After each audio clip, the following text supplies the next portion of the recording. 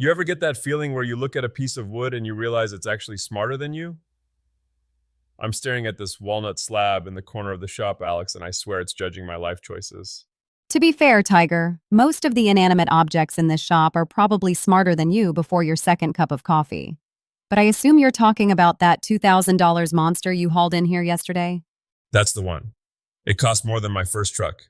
Every time I walk past it with a saw, I start sweating like a sinner in a wood frame church. But we've got a lot to get through today besides my impending financial ruin. We're talking about 3D printers that can basically paint with plastic, whether the electrical trade is still the golden ticket for the kids, and how to actually make a buck without accidentally paying your customers to take your furniture. It's the TigerDen Daily for Tuesday, May 19th, and I want to start with the tech, because if you're telling me I don't have to buy 40 different rolls of plastic filament just to get the right shade of eggshell, I'm all ears. It's a revolution, Alex. For years, if you wanted a specific color, you had to hope some factory in another country felt like making it that week. But now, we're looking at 5 base filaments, just 5, blending together like an elementary school watercolor set to make 292 different colors. 5 colors? That's like a CMYK printer, but for three-dimensional stuff. Is it actually consistent, or am I going to end up with a mystery swirl every time the gears slip?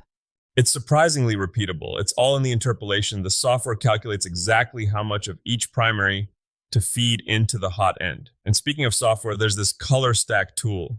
Usually, taking a digital scan and making it look real in 3D is a nightmare. It's like trying to explain a sunset to a calculator. But this bridge allows you to pull texture data directly into the print instructions.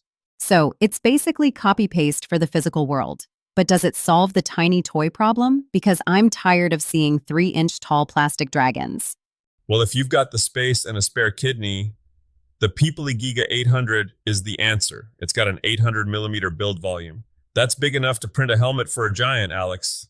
And it doesn't use those expensive little spools. It eats plastic pellets. Pellets? Like bulk industrial stuff? Exactly. It's the difference between buying gourmet pre-ground coffee and buying a 50-pound sack of beans. It cuts material costs by nearly 90%. It spits out 3 kilograms of plastic an hour.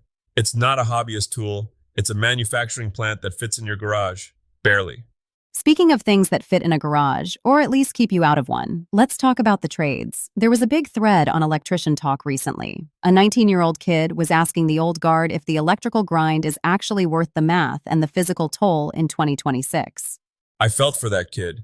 At 19, you're looking at a mountain of conduit and some crusty journeymen yelling at you because you didn't bend a 90-degree offset correctly. But the consensus from the guys who've been doing this for 30 years, it's a resounding yes. But, and this is a big but with a lot of weight behind it, you have to play the long game. What does that mean, the long game? Just waiting for your knees to give out so you can get a desk job? No, it's about not being a generalist forever. The real money and the real job satisfaction come when you pick a lane. You want to be the guy who just wires suburban outlets? You're going to be fighting for pennies. But if you dive into industrial automation or high-end commercial systems or green energy integration, suddenly you're the only person in the county who knows how to fix $1 million problem.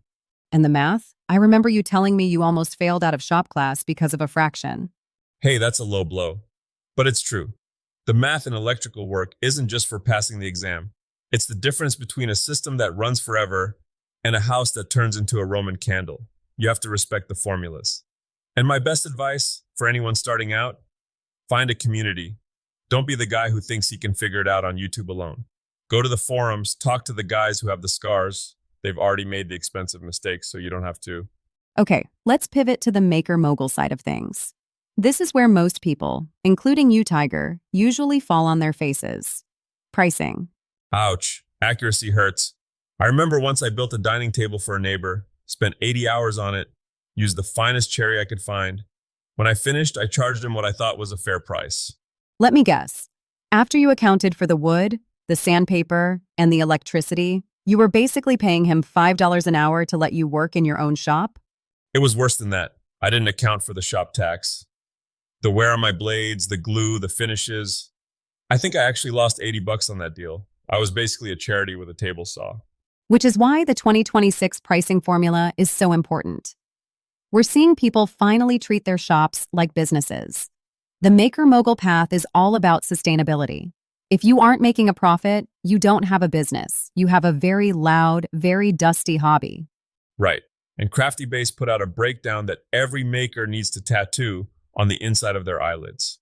You start with your base cost, materials, labor, and overhead allocation. And I mean real labor. Don't pay yourself whatever's left over. Give yourself a wage. And then the markups. This is where people get nervous. They think they're ripping people off. That's the imposter syndrome talking. For wholesale, you multiply that base cost by 2. For retail, you multiply by 3.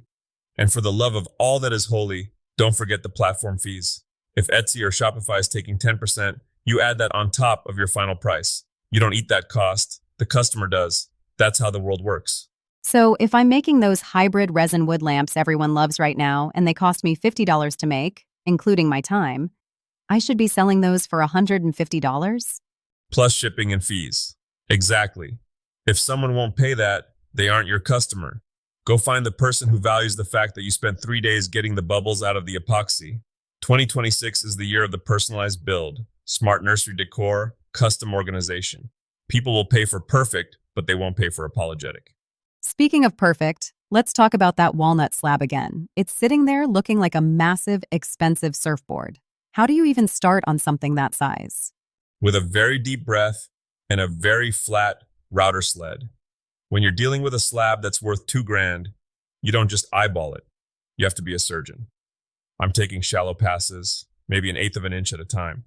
If you get greedy and try to hog off too much material, the wood will bite back. It'll tear out, and suddenly your masterpiece has a divot the size of a dinner plate. It's the patience that kills me. Watching you do that is like watching a glacier move. Well, there's a certain therapy in the shavings. We're also looking at the Maker Channel's build of that storage cabinet hutch this week. It's the opposite of the slab. It's all about joinery, spacing, and squareness. It's a great project for anyone who wants to graduate from building boxes to building furniture. And for the people who are into the meta of making, documenting the process, the Patreon Summit just wrapped up. They had some interesting takes on how to film your work without it becoming a second job that ruins the first job. That's the holy grail, isn't it? Showing people the magic without spending 4 hours moving light stands for every 10 minutes of sanding. The takeaway from the summit was all about authentic documentation. Don't stage the shop. Let them see the mess. Let them see the mistake where you accidentally cut the board 2 inches short and have to do the walk of shame back to the lumber pile. That's what people connect with. I think they just like seeing you lose your mind occasionally. It makes us regulars feel better. Happy to help. But seriously, whether you're looking at the trades, trying to scale an Etsy shop, or just want to make fewer mistakes in your garage, the goal's the same. Stay gritty. And keep the fingers attached. That's usually my goal for you. That's a high bar, but I'll try to clear it. Before we wrap up, I want to leave you with a thought. I was talking to an old master timber framer once, and I asked him how he stayed so calm when he was working on these massive, expensive beams. He said, "Oh, Tiger, the wood has been a tree for 100 years. It's not in a hurry. Why are you?" That's surprisingly profound for a guy who just spent 10 minutes complaining about a piece of walnut. Every now and then, I have a moment of clarity. Thanks for joining us in the den today. Grab your tools, pick your path, and go build something that'll outlast you. We'll see you tomorrow.